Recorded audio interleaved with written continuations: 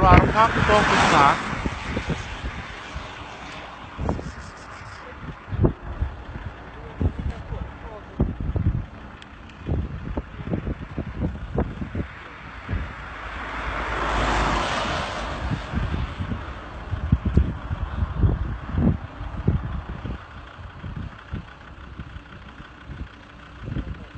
Mărie?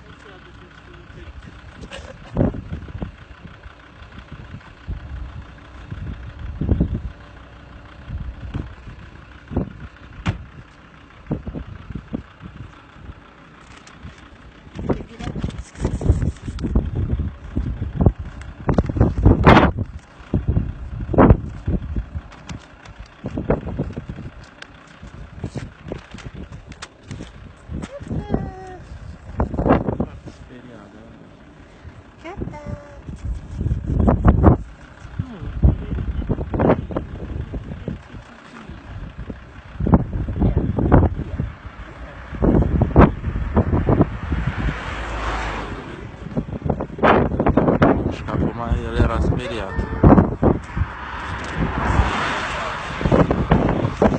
Își păzea sacul, sărac. Îi fată? Da, bine.